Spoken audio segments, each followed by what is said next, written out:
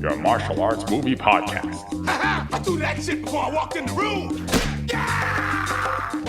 Featuring drunken Thai boxer Will. Too bad you will die. The also drunken wrestler Mark. I said I don't want trouble. And drunken karate master Zero. You've lost your balls. And now, I know Kung Fu. You know, baby. Fists of Fail. Okay, well, it's still March, aka John Wick month, because we're still on our little break from Hayya. We'll resume the whole Hayya thing when we get back to, after John Wick 4 releases, because Hayya, we have some little problems with it right now.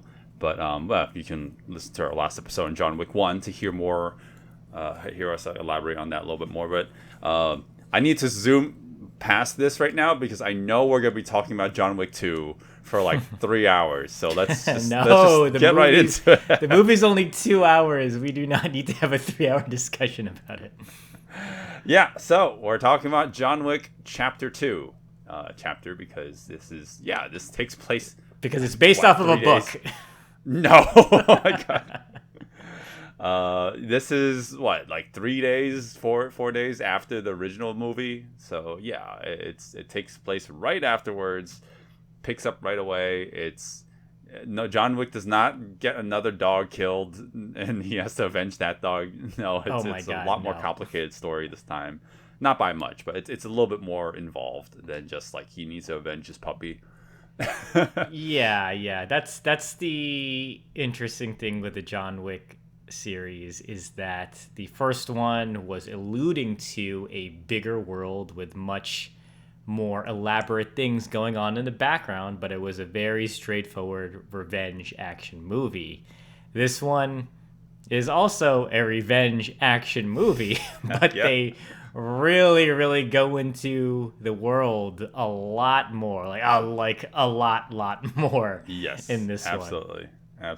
Hey, Zero, did you know? I mean, you get to see Keanu Reeves with his back tattoo. That translates to "Fortune favors the bold." You get to see that again in the movie, and now that we get to watch this movie again, I keep thinking about that South Park episode where everyone's drinking piss. Where Matt Damon is drinking the piss. I think he's like, "Fortune favors the bold." Maybe he's got that John Wick back tattoo as well. Yeah. That little tangent aside, John Wick 2. It's literally bigger, bolder, more of everything than the first movie. And now I fully understand what you said last episode when you said that the first movie's like comparatively quaint. There's nothing quaint about John Wick 1, but compared to the sequels, it is way simpler. Well, maybe not by that much, but it's less actiony than its sequels, and this one definitely takes it up a notch for sure. Right? Yeah, definitely. This was my first time rewatching it, actually. Yeah, same here. Did we see this together as well in the theater? We did not. We watched the third one together in theaters. Okay. Yeah, I know I saw the second one in theaters as well, I think with some old colleagues. And I remember them missing the entire first action beat because they were online getting popcorn. And so they came in after that whole action segment with the car and then the fight on the floor in the wet ground, whatever. Yeah. I was like, you guys just missed like whole section. They're like, we were getting popcorn. There's a long line. Fuck your popcorn.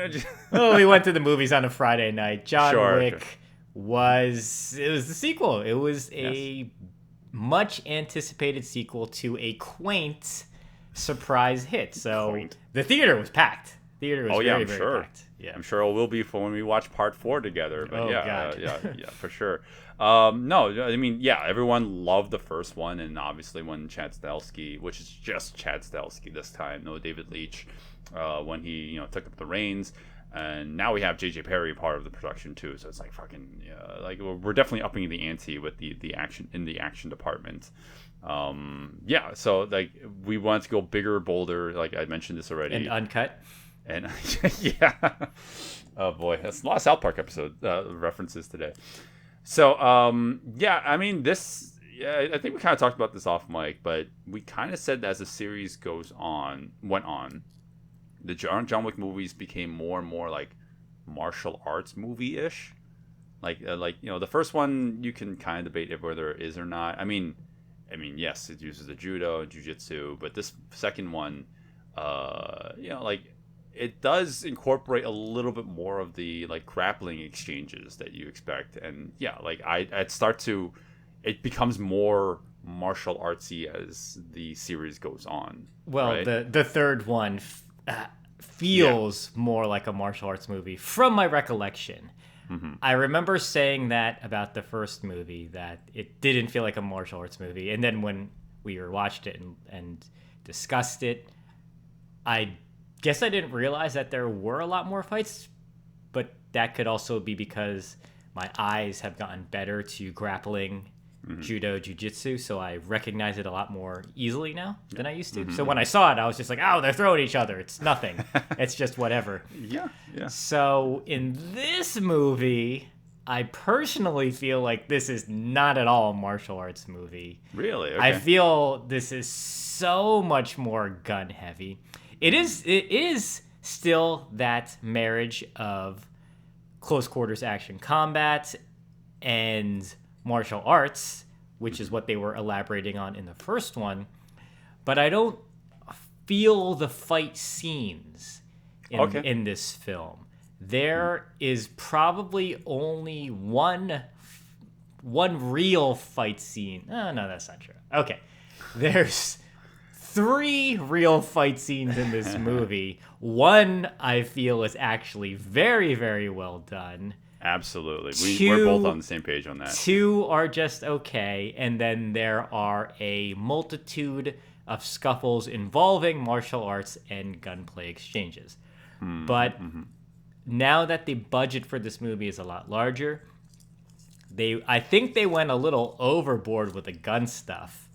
And in my opinion, it's kind of a step back in some cases, yes. And it's one particular action scene where it did nothing for me, but we can elaborate on that a little later. Interesting. Okay, yeah, like I definitely want to go into it. I didn't get a chance to watch it a second time, like let's call it a third time, to like really break down the action. It was more like I was so fascinated by the production itself, so like I definitely like saw a lot of the behind the scenes and a lot of like effort that was put into it. It's really commendable for the level of like effort that all the actors went through to like create all the action scenes in there. Apparently Keanu had some say in some of the fight choreography as well. Oh, so that's kind of it's interesting. Yeah, like we got some actual legit Brazilian jiu-jitsu like big wigs, the Machado Machado family, was involved in here. So we they wanted to add some even more authenticity in here. Obviously adapted for screen, but yeah, like the fight sequences when there is like the grappling involved, I definitely love talking about that. I feel like one step back from the first movie, and this is not entirely a negative, is that I spent less time this time counting the bullets as I did with the first movie. I felt like the first movie, it was easier to keep track of like, oh yeah, that really was 8 rounds and he's reloading and the action isn't stopping as a result of that. Sure. Whereas this movie, it's like, it really does feel like he's just firing endless rounds before the next reload. I'm like, wait, what's going on? I'm very confused. Did you get that sense? I felt like they did still keep the ammo count accurate, but they did more setup so you knew that he was packing heat. They do a lot of they still do the gun disarmament stuff. And I noticed in this movie he still grabs the guns from other people. So I think maybe because it is not as clear as they do it in the first movie, maybe that's why there's that sense that, oh, maybe it's still his same gun, when it actually isn't. He's still picking up other people's weapons, but I don't know. Maybe for you just didn't. That visually didn't come across as clear. Yeah, I think the last action scene, it's very important to set up. I mean, the setup makes it clear that, like, okay, he only has a certain amount when he starts off, so he has to take other people's guns. Yes. And that's actually a really good, like setup for an action scene right there. So yeah, I get it. It just always, there's just so much happening sometimes that it's actually harder to keep track of, as opposed to the first movie. It's like, wow, that really was 8 rounds. on to the next reload. Wow, we're jumping right into the action here. Do we want to talk about the story? Yeah, we got to elaborate on the story a little bit. Okay, John Wick gets his car back in the very beginning. And then immediately it gets and a completely different movie after. Yeah. It's almost like, what was the point? That's not a spoiler, but I think that's really, really funny. Yeah, it's like, what was the point of even getting this car if you yourself are going to be responsible for its demolition? Mm-hmm. And then afterwards, after the opening title drop, the movie was a completely different direction, where an old work associate, let's just call him that, he is asking John to do a hit for him, and because John has officially declared himself back into the hitman's world, like whether intentionally or unintentionally by all the events of the first movie. So now that he's back in this world, he has to honor this contract that this person has claimed over him. I don't know how to describe it. So it's a blood debt. Basically, this person, Ricardo Scamarcio, who plays the character Santino, he assisted John Wick. Again, man, going back to this origin story, that's definitely going to happen. He assisted John Wick with performing the impossible task that they talk about in the first movie that gets him out of the hitman world. And so in order to get him out, basically he's saying, like, you owe me one. Yes. With this marker. The marker is a physical piece where you can prick your thumb on this needle and put your blood print on it. Basically saying that, like, yes, you owe me a favor. He is now calling on John Wick for this favor. Yep. Which is to kill his sister. What a dick. Well, it's more world building in this movie, because now there is, outside of the world of the Continental and the assassins that inhibit it or use the facilities, we also have the High Table, which are like a high organization that lives in this world as well. And yes, the sister is a member there, and he himself wants to kill his sister and take her seat. And take her seat, yeah. And again, expanding on the world even more. It's like, yeah, let's just make this world even more expansive in one way or another.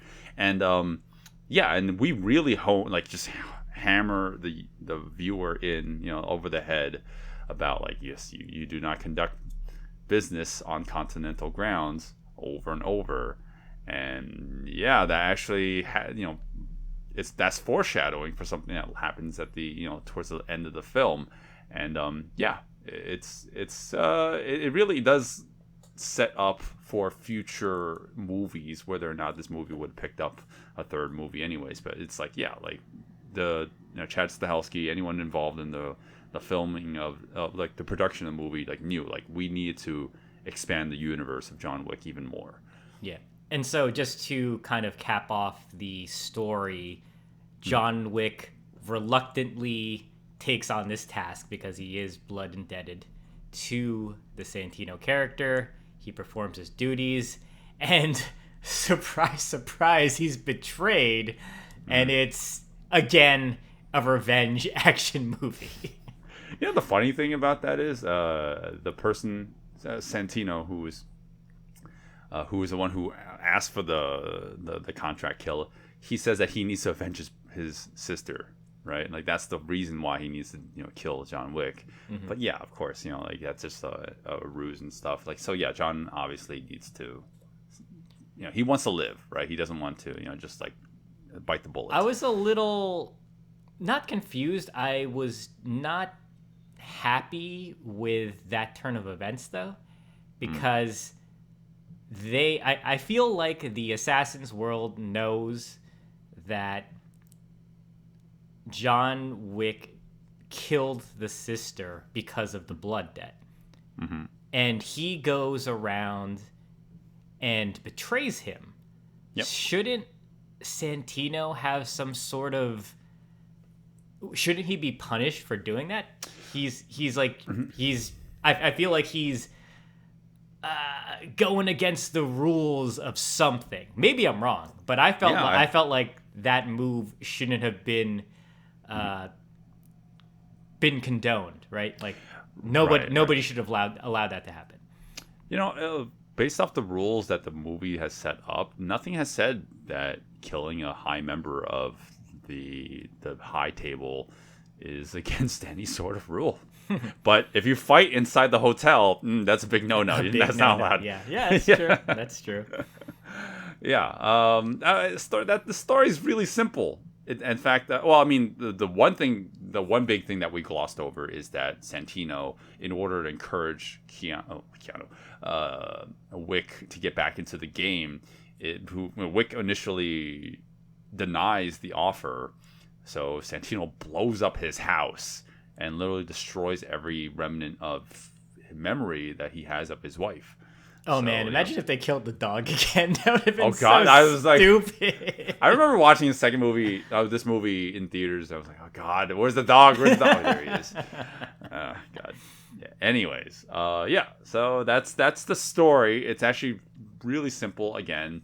But I think the reason why I like this movie more from a production value standpoint is because like there's a lot of like really interesting things that they tried here, especially the last set piece. I think the last set piece, although it is impressive in some action department, like in the action department, I think the actual set itself is way more interesting. What they were able to accomplish in that hall of mirrors. Yeah, I was gonna say in terms of action. So let's get into it, but we can go right to what you're talking about. The last action set piece is this very, very elaborate, like you said, hall of mirrors, but set up as a museum piece almost. Yeah. And a very, very obvious homage to Enter the Dragon, where you have your character lost in this maze because he is visually disoriented because of all the mirrored imagery. It's beautiful how they hide the camera in that. It's amazing the shots they get. I don't feel the action is good though. Because you're focusing on the disorienting visuals, and I don't think the action did anything unique because of the mirrored look of everything. Sure. No, I agree. I completely agree. It's so unique in that regard and what they're able to accomplish. And listening to the commentary, and I actually want to talk about this a little bit more. Listen to the commentary. They're always saying like, "Oh yeah, this was so difficult to accomplish. We want to make it." Obviously take homage from Enter the Dragon and up the ante, add some some installations light installations and everything, make it even more crazy, add some stairs, add any more room for error. And they never talk about how they actually solve the problem about the in-camera reflections. I looked at some of the behind the scenes. Some of the shots you can clearly tell. You can see that the camera person in those shots, in the reflections, but they never talked about how they were able to mask it. So I think it was all CG. They digitally removed it. I think so. I mean, they never actually addressed how they. I assume that the entire time, because there's so many shots where it is clear that a camera would need to be in the reflection just by how the mirrors are angled and our point of view. There's no way you wouldn't see it. So the whole time I was like, man, this looks awesome. It is CGI enhanced, but it still looks good. It's probably some of the better CGI camera removals I've seen, making everything look seamless and making it not look really digital, actually. Yeah, you know what? It's funny. Like for scenes like that, for setups like that, the CGI, like usage of CGI there is like completely excusable, I think. But there are some moments in the movie where it looks like it's clearly like on a green screen, or there's like a weird halo effect over some actors, especially when they're like right on the camera lens. It's like there's like this weird halo effect. That might be reshoots, and I think I know exactly what shot you're talking about, because when there's like a fountain in. Yes. I want to say that's a reshoot shot, or they took a different reaction shot from another moment. They didn't have it, and so they greened him out. You know, they cut him out, and then they put some other background on him. It looks so weird. It does. It looks bad. Yeah. Maybe we'll talk about it when we get to that portion of the movie. But But from an action standpoint in general, though, so I think I told you I kind of feel like this movie is like one step forward and two steps back. Okay. Sure. Okay. But you still think it's better than the first one, though, right? I think quantity-wise, it's definitely more than the first one. I don't know for sure if I'd say that the like it's a step back in terms of like quality, right? I still, I mean, if we're talking about the common fight, like that alone makes this that alone makes this movie better than anything I've seen in the first movie. Yeah, that fight with Common is so good. It is so memorable. Right. It pretty much makes the film. The rapper Common plays a character named Cassian, for those who do not know who that actor is. Yes. Yeah. No, very good fight. I mean, he was so enthralled with the role that with the first movie, he was like, I just want to be in part of the film somehow. So he freaking flew himself over. He was like, nope, I want to be part of the movie. So they actually wrote the role just for him. That's awesome. Yeah, that is easily the best fight of the movie. And then they get a rematch, and I'm like, man, what happened? Yeah, it's not as impressive as the first fight, because it's a lot tighter space, and there's less stakes involved, right? Because in the first fight that they have together, like there's a lot more weaponry. It's a bigger space. There's so much variation going on. Variation, They're yes. constantly moving to different locations. The weapons go in and out. There's so much variety in the grappling, and then incorporating the weapons when they do come in and out. It's lovely. A lot of people, I think this is the elevation of fight choreography that a lot of people really praise this movie particularly for. Yeah. But then for me, like with the other fights, I'm like, damn, like I think they put it all in the Common fight, and then with everything else, it's just okay for me. Because I'm being hard, because I think the series is what a lot of action movies now aspire to be like. Sure. So I just want to be critical, but not in some sort of demeaning way. Sure. I kind of feel that a lot of the gun BJJ stuff is just a little more of the same of what they were doing with the first movie. Like I was kind of hoping for a little more evolution of that. Sure. Because that museum stuff, as impressive as it is, like it was starting to all look the same for me a little bit. Sure. No, yeah, that's fair. I mean, obviously, like I love the Common fight as well. Like that's obviously the highlight of the film. But I do think that the movie is a little bit heavy on the gunplay as well. But I mean, I'm completely okay with it. I do like the action that they set up with the firearms and such. Sometimes it get a little samey, but it's not a huge complaint of mine. But I think an issue for me is that yes, we start out with an action set piece, like the sequence with the cars and everything. And there is a martial arts-esque like fight sequence in the beginning. You know, like it's less about like how many people he can kill. It's more like, you know, just taking these guys out as he's trying to, or like kind of incapacitate them like through non-lethal ways so he can get his car. And then after that, there's like 40 to 50 minutes of just world building, which is fine, but there's like no action for a very long time. Yeah. I think as an audience, they really were like, okay, get in this huge action beat. Let us be excited. Now they're slowing things down. And how do you keep the interest? You got to do the world building. You got to keep things really interesting. Oh man, I want to just be critical on one more thing now because okay. I don't know, get your negativity out of the way right now. Something was a little off for me with Keanu Reeves' performance, actually. Okay. I like he's the very straightforward, not very talkative killer, right? Expert. Silent protagonist. And in the first movie, I think his dialogue was fine. Like I still felt like he had a personality. In this movie, I feel like he was struggling with the pain of a hangover, and he was trying to deliver some of these lines. And I can empathize because I've been there many, many times hungover, trying to have a conversation with someone and just being so straightforward and curt with my answers. And something about his delivery on some of these lines where he's just saying like one word or just a few sentences. I was like, oh, like something's off about him.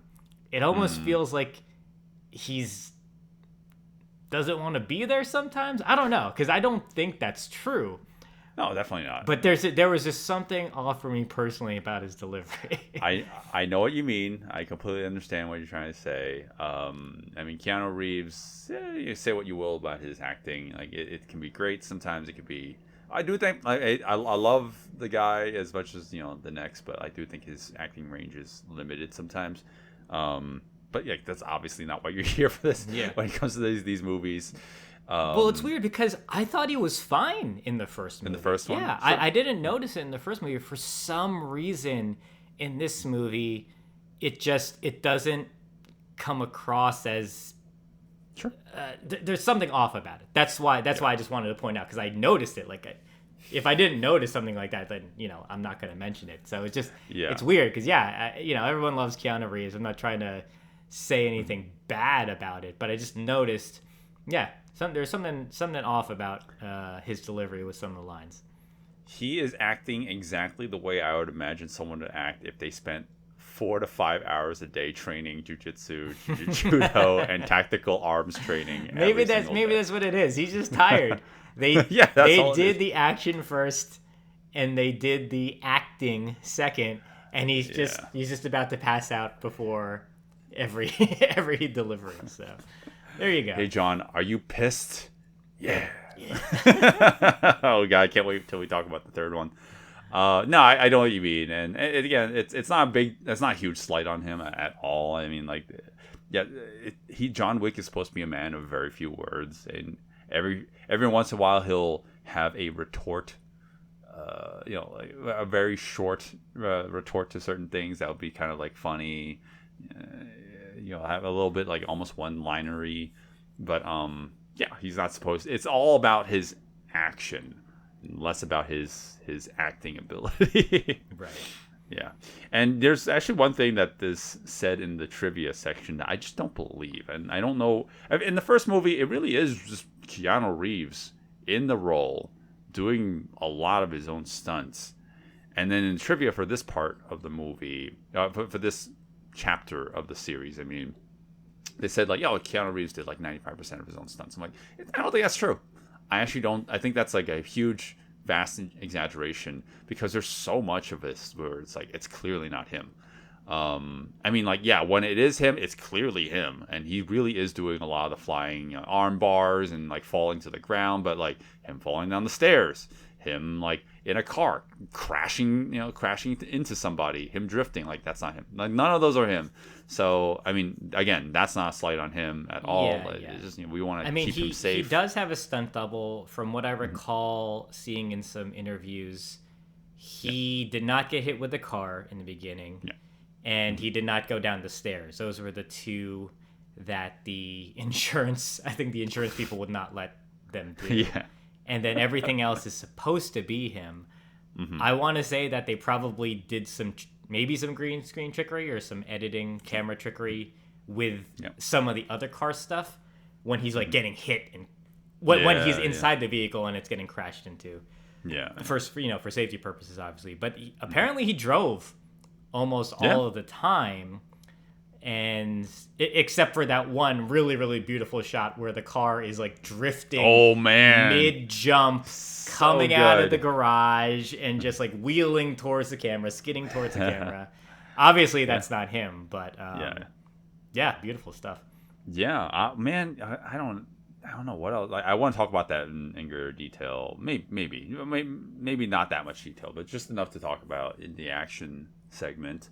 So I guess this might be a good time to just go right into that. So, unless there's anything else you want to talk about beforehand, this is where we go into our action breakdown, where we'll talk about everything in greater detail. If you subscribe to us on Patreon, we can follow us at Fist of Fail, and not only will we go into each action sequence and fight sequence in the movie, but we'll talk about spoilers. And if you haven't watched this and you're squeamish about spoilers, what is wrong with you? Go watch John Wick 2 right now.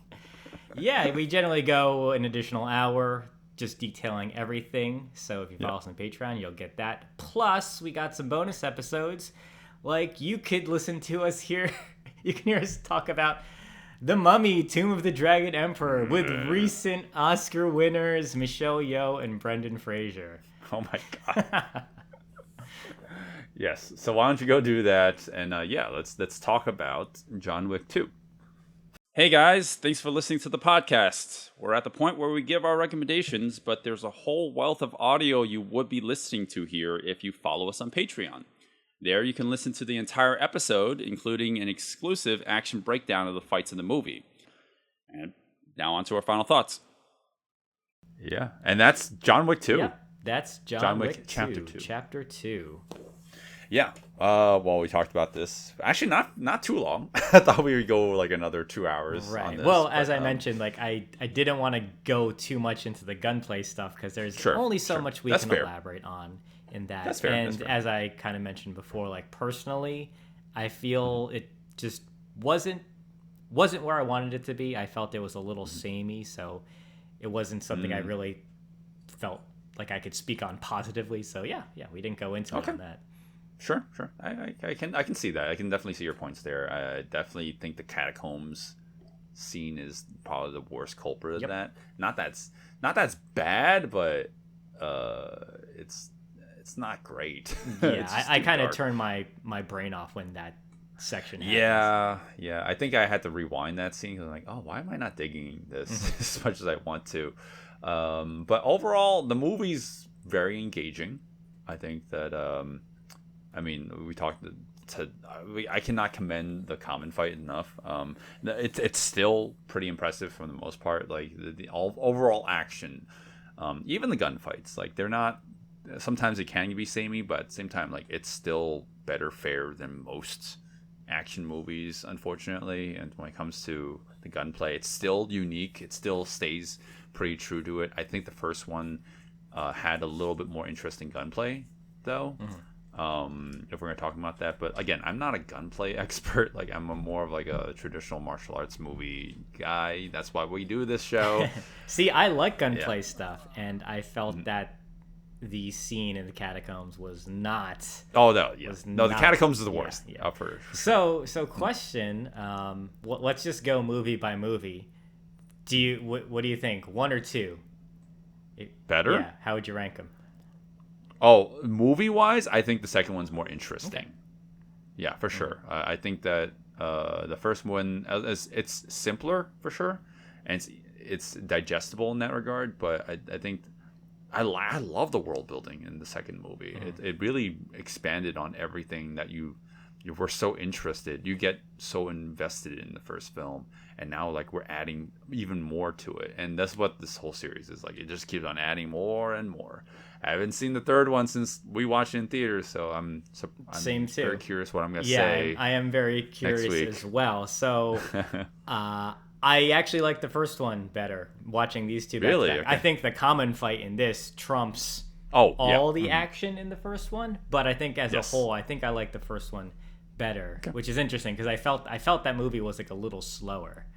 So, but second one, I still recommend though. I mean, it is the high bar of Hollywood action that we just don't have right now. I mean, it's this or the Mission Impossible series when it comes to action films. Yep. In my opinion, I mean, there's some other ones, but like in terms of like Hollywood action, there's some good beast stuff out there, but they're not on this level because of budgetary restrictions and whatnot. So, John Wick 2. John Wick 2. My God, go watch it. No animals were harmed in the making of this movie. A couple stunt people though, but that doesn't. Oh man, so you know what I forgot? When he goes to Rome and he visits the hotel manager's like, "It's John. Just tell me one thing. You're not here for the Pope, are you?" And I was like, "Oh, I want to see John Wick kill the Pope. That would be great."